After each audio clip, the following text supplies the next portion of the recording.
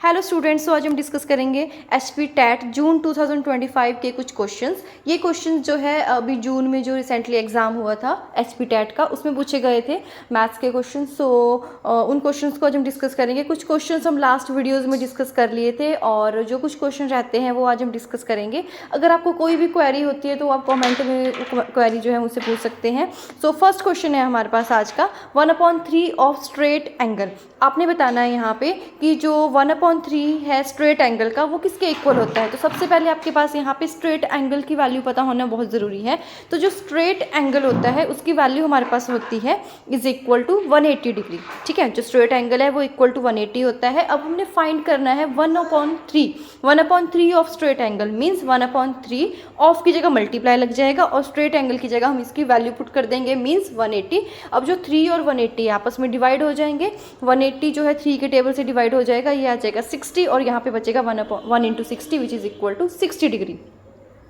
Now second next question है हमारे पास 0.00112 multiply by 1000। ठीक है, तो जब भी आपने 100, 1000, 10,000 इस तरह से किसी भी वैल्यू को मल्टीप्लाई करना हो तो वो बहुत सिंपल होता है।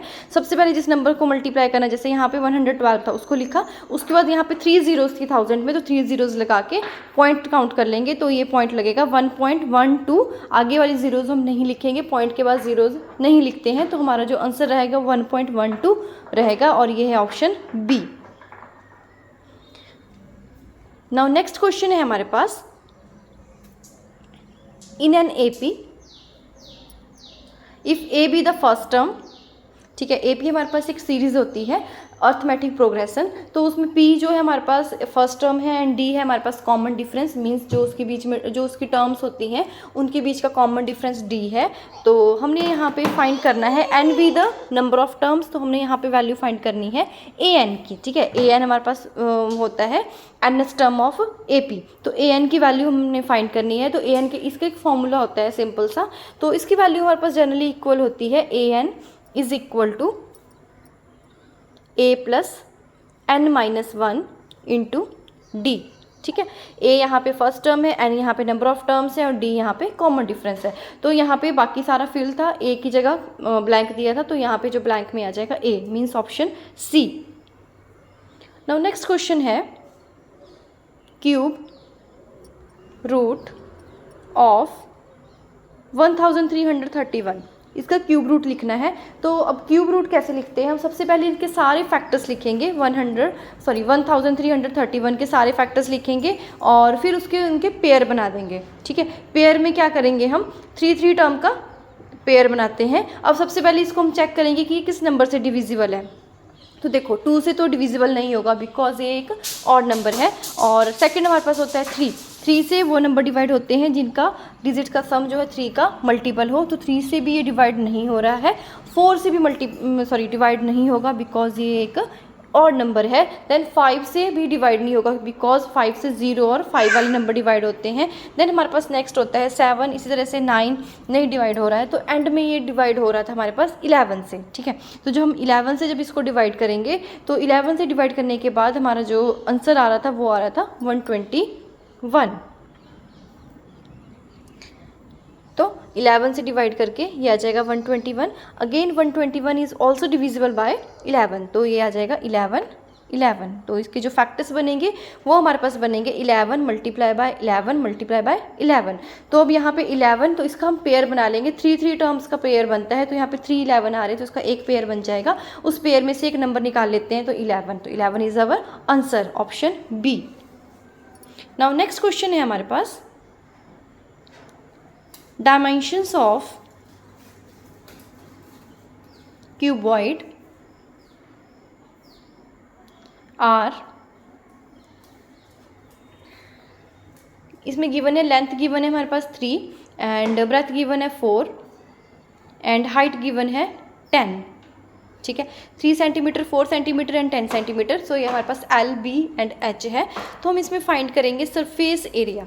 Now surface area of cuboid, इसके लिए हमारे पास एक फॉर्मूला होता है। Surface area of cuboid is equal to, ये इक्वल होता है हमारे पास 2 multiply length multiply breadth plus breadth multiply by height plus height multiply by length, means ये इक्वल होता है 2 into L B plus B H plus H L.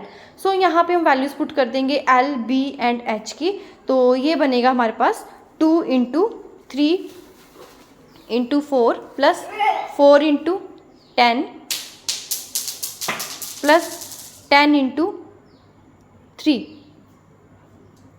अब यहाँ पहले मल्टीप्लाई कर देंगे, फिर सारी वैल्यूज़ को ऐड करेंगे, देन 2 से मल्टीप्लाई करेंगे। सो ये आ जाएगा 2 इंटू 3 इंटू 4 किया तो 12, 4 इंटू 10 किया तो 40, 10 इंटू 3 किया तो 30। अब इन सभी को प्लस कर देंगे, ये आ जाएगा 12 प्लस 40 प्लस 30 70, और इनको ऐड करके बन गया 2 मल्टीप्लाई बाय 82।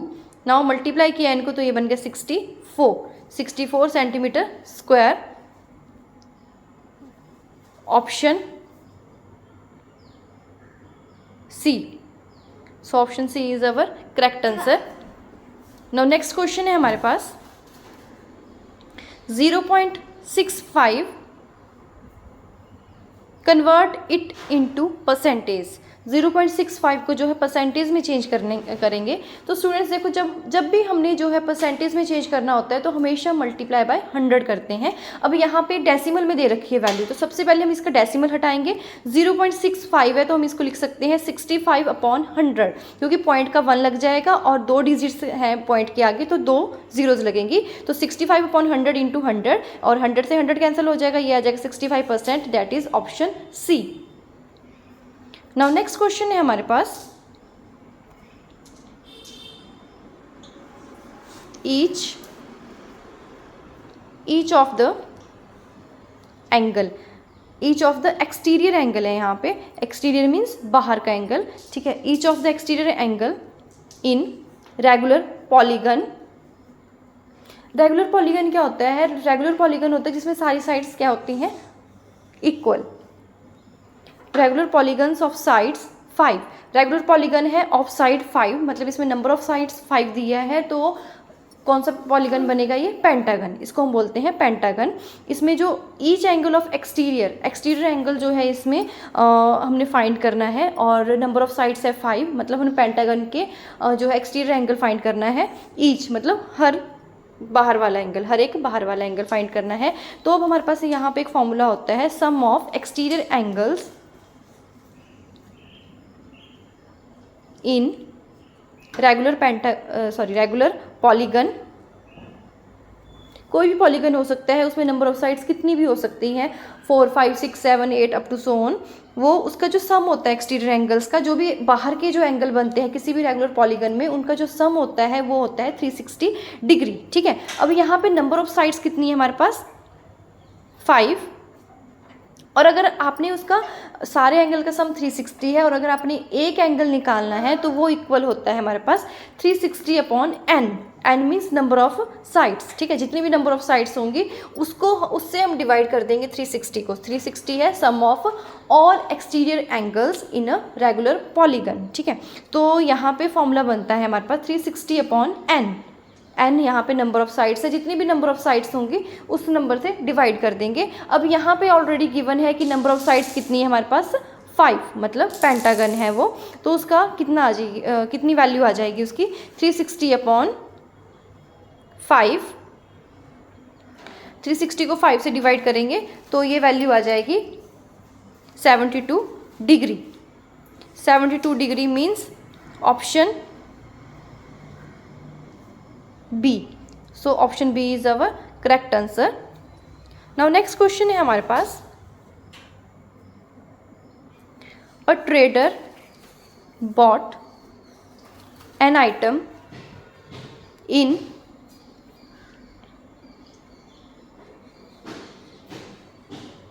450 रुपीज़। यहाँ पे 450 नहीं स्टूडेंट्स, 500 है, ठीक है। जो ट्रेडर ने कोई आइटम खरीदी वो 500 रुपीज़ की खरीदी, तो मीन्स यहाँ पे उसकी कॉस्ट प्राइस क्या आ जाएगी? 500 रुपीज़। कॉस्ट प्राइस है आपके पास 500 रुपीज़, एंड उसको सेल कर दिया उसने 450 रुपीज़ में, मीन्स उसकी एसपी क्या आ जाएगी 450 रुपीज़। तो हम यहाँ पे देख सकते हैं कि उसने 500 में किसी भी चीज़ को ख़रीदा है और उसको सेल किया है 450 में। तो आपको पता है यहाँ से नेचुरल सी चीज़ है कि क्लियर हो रहा है कि यहाँ पे उसको लॉस हुआ है। तो लॉस कितना आ जाएगा, CP माइनस SP, ये आ जाएगा 500 minus 450 and is equal to 50 rupees. Now हमने फाइंड करना था यहाँ पे लॉस परसेंटेज। तो लॉस परसेंटेज का फॉर्मूला हमारे पास बनता है loss upon CP multiply by 100। ठीक है, उसी तरह से प्रॉफिट परसेंटेज का भी सेम रहता है, बस लॉस की जगह प्रॉफिट आ जाएगा। ठीक है, तो वैल्यूज पुट करेंगे 50 अपॉन 500 इंटू 100, तो 0 से 0 कैंसिल हो जाएंगी और 50 जो है 5 से कैंसिल हो जाएगा, ये आ जाएगा 10%। तो लॉस परसेंट आ जाएगा हमारे पास 10% एंड ये है हमारे पास ऑप्शन बी।